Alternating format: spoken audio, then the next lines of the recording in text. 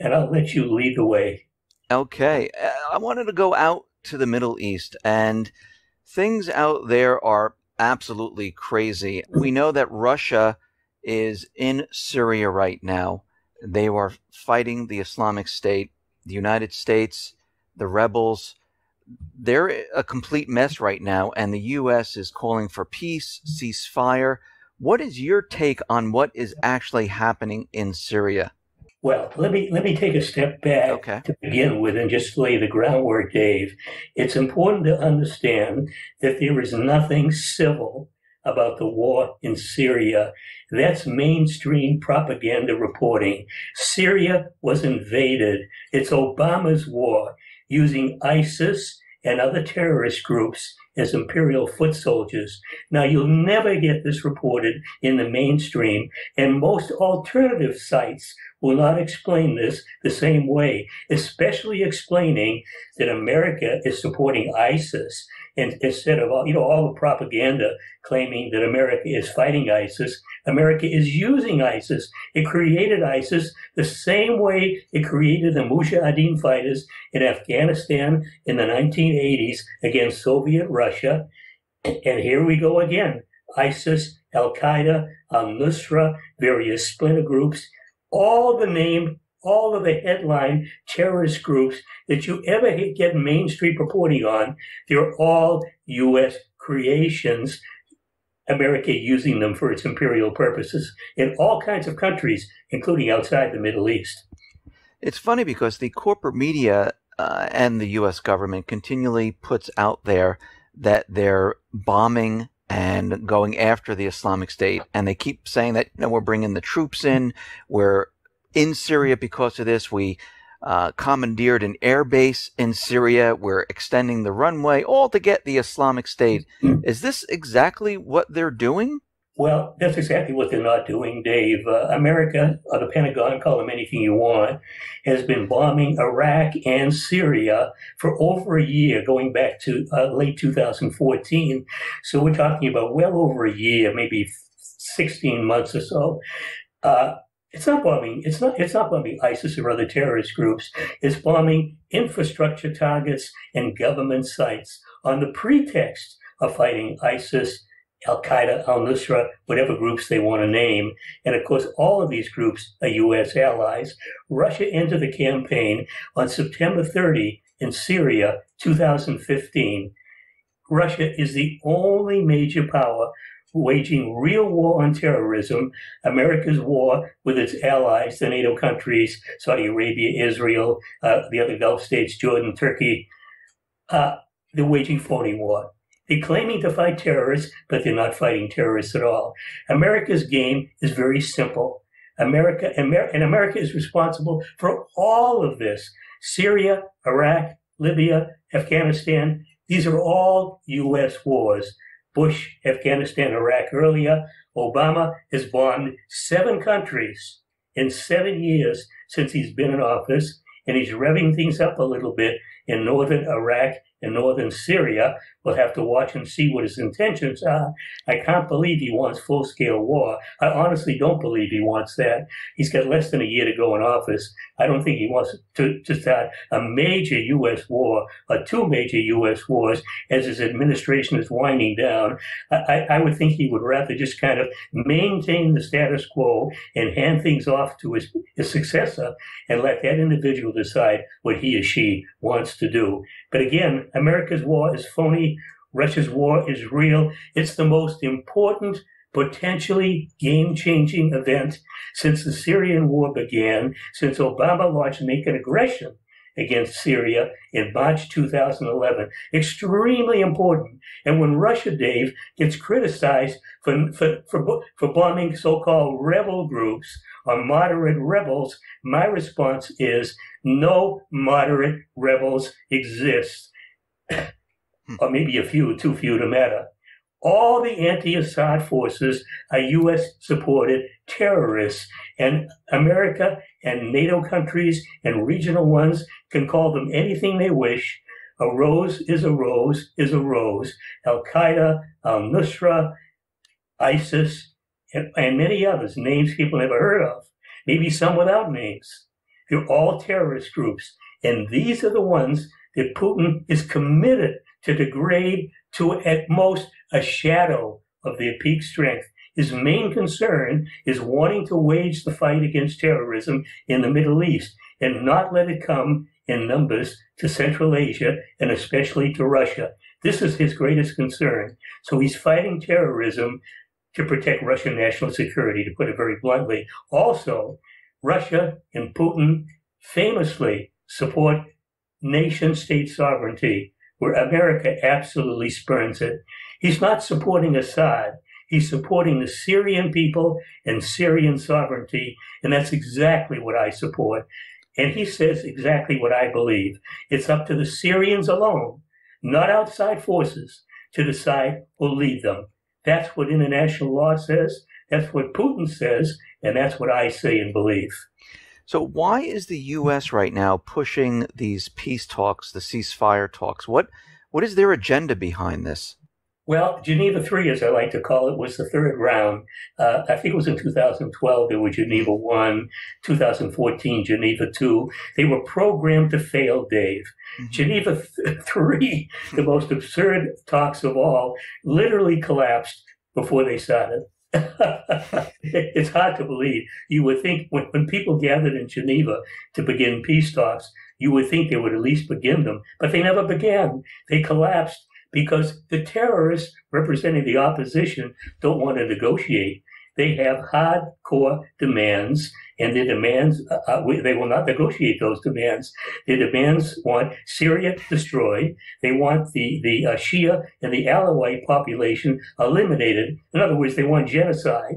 They want to establish a tyrannical caliphate in Syria. And of course, Assad and Russia and any legitimate state would absolutely have nothing to do with this, and they won't.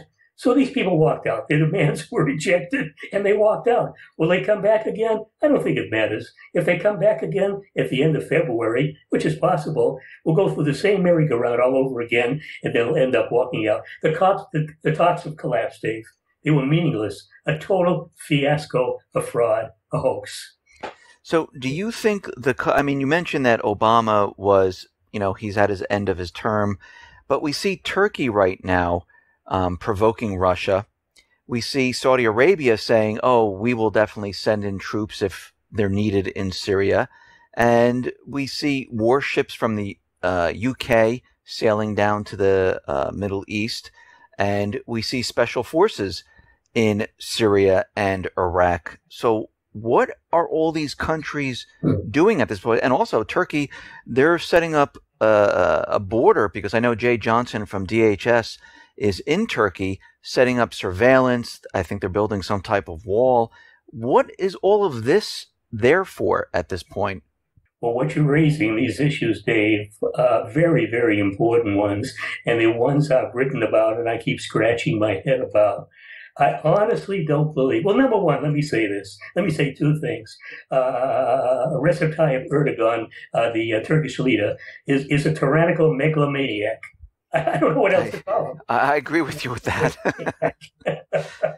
Well, that's number one. Number two, he wouldn't lift a finger belligerently against any other nation or his own Kurdish population without approval from Washington or complicity. So the fact that he's waging war on Turkish Kurds, a little bit on Kurds in Iraq, a little bit on Kurds in Syria, he's doing this with Washington's okay. How far he will go, I don't know. But my best guess is I don't think Washington wants a full-scale war, which means Erdogan on his own will never launch one. Russia has been very clear on its intentions. It absolutely continues going all out for peace and stability. At the same time, Putin has given his military authority in Syria that if they're attacked by any outside forces, they have permission to strike back. They can shoot down planes. They can attack ground forces. If their own military in Syria is threatened or attacked, then they will respond accordingly. At the same time, Putin again and Lavrov and all the Russian officials will continue going all out to resolving things diplomatically. I don't think Turkey is going to start a full-scale war. I think Saudi Arabia is bluffing. I quoted a marvelous an analyst who I respect greatly, and he commented on the Saudi military. He called it an absolute joke. The Keystone Cops or something like that, the gang that can't shoot straight. A military I think the world's largest arms buyer outside of America buying them for itself, buying more than Israel, buying more than Britain, buying more than France, and its military can't shoot straight. I mean, they're waging war against a makeshift Houthi militants in Yemen. Of course, it's an illegal war. It's Obama's war, a war of aggression, Saudi troops waging it. And after a year of fighting, they've gotten virtually nowhere. Right. So this vaunted Saudi military can't beat a guerrilla force in Yemen. Well, going after Russia and Syria. In Syria, my God, they'll get their heads blown off. And the quote I used from the great analyst I quoted said to the effect that Russia and Iran and Hezbollah and Syria are smacking their lips, hoping that Saudi Arabia will dare intervene military in Syria so they can literally blow their heads off. And I believe that's exactly what will happen. Saudi Arabia will never invade Syria, more than a head fake, Dave. So what does the U.S. do at this point? Do they just say, okay, we're done here. We're just going to leave Syria. Assad can stay in power. Because, Russia, they're going to destroy the Islamic State. They're going to push them completely out of the country. Assad's going to take the country back. And the United States, there's no reason for them to be there because their whole entire agenda was to be there to defeat the terrorists in Syria. So what do they do now? Well, of course, they support the terrorists in Syria. Yeah, I know. The dirty secret you'll never hear in the mainstream, and very sadly, in a lot of the alternative media, which disturbs me greatly. It really shames some of the web editors who know better. I don't want to name anybody, but some of the ones who know better who just don't flat come out and explain this over and over again. I've explained this dozens of times in my articles, and it's so vital to understand. Well, I think Russia's intervention literally disrupted America's Middle East imperial agenda. Syria is a linchpin.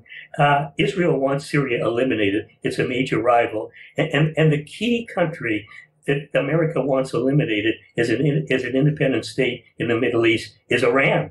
Forget about the nuclear deal. Iran has been on America's target list since 1979. 36 years of hostility. And again, don't let the nuclear deal fool you, especially since America and all its allies involved in this all along knew that Iran's nuclear program was peaceful with no military component, but they went through all these hijinks anyway. But America has designs on eliminating Iran's independence the same way it's going after all other independent countries. But the road to Tehran runs through Damascus. The road to Tehran runs through Damascus. If America can't unseat Assad and establish a pro-Western puppet regime, then it's pretty much thwarted in going after Iran, at least on the timetable it might have in mind. It would push it way, way back. But again, you take things in order. It went after Iraq. It's gone after Libya, which is North Africa, not the Middle East, so a separate issue. Another independent country, though. And then it went after Syria the same year as Libya. And again, the strategy is eliminate the independent government, pro-Western puppet state replacing it, and then go after Iran. This is what Israel wants. This is what Washington wants.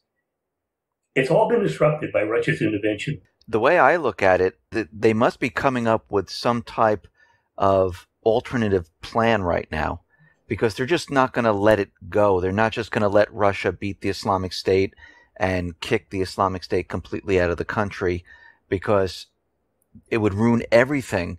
It would ruin their chances of getting Assad out. All the propaganda where Assad is a dictator, he's using sarin gas, he's using barrel bombs. All of this would be a complete waste and a complete waste of money. And the U.S. would be standing outside of Syria going, okay, what do we do now? So in my mind, I believe they're trying to switch it up a little bit, and I'm just very nervous and what might be coming down the pike. What do Oh, you? I absolutely agree with you, Dave. I think that the war planners in Washington are scratching their heads and they're apoplectic over Russia's astonishing success. Russia has amazed the Pentagon. The military prowess, the Pentagon never expected it to that extent.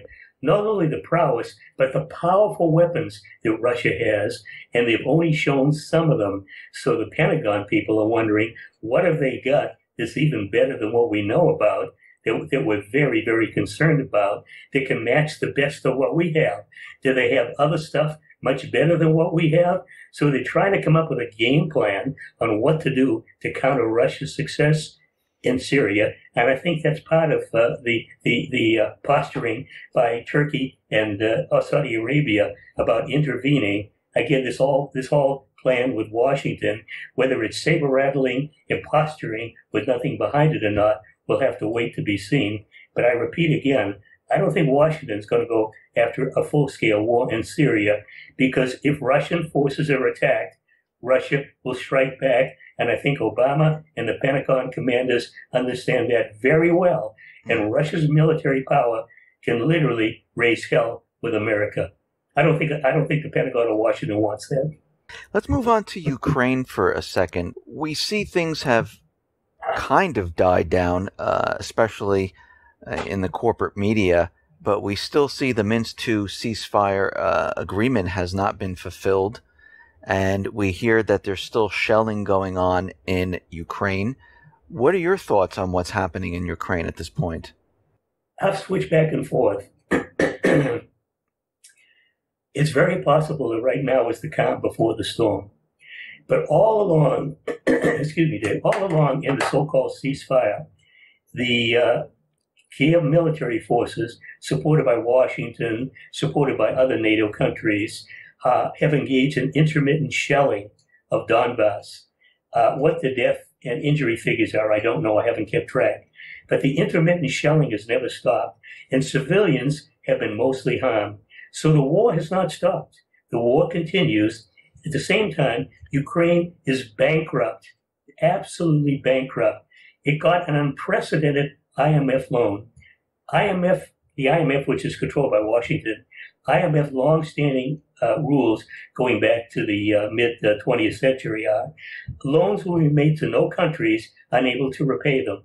Well, Ukraine is a deadbeat country. Anything loaned to Ukraine will not be repaid because Ukraine doesn't have the wherewithal to repay anything. Its economy is in free fall. Its population is impoverished. Its regime is brutal and ruthless. No civil or human rights in Ukraine for its own people. The Poroshenko, the president, the U.S. installed president, is widely despised. So, they're keeping up a low-level war against the freedom fighters in the southeast, in Donbass. Whether they'll escalate this to something more, we'll have to wait and see. There certainly is a great chance that will happen. When and under what circumstances, I don't know. And of course, the freedom fighters will be blamed, and Russia will be blamed if any of this happens, just the way we've heard about Russian aggression all the way through the Ukrainian conflict, and Russian aggression all through it has been non-existent. It simply has been none. And of course, when there's no proof, credible proof brought forward to explain something, then it's all propaganda and no substance.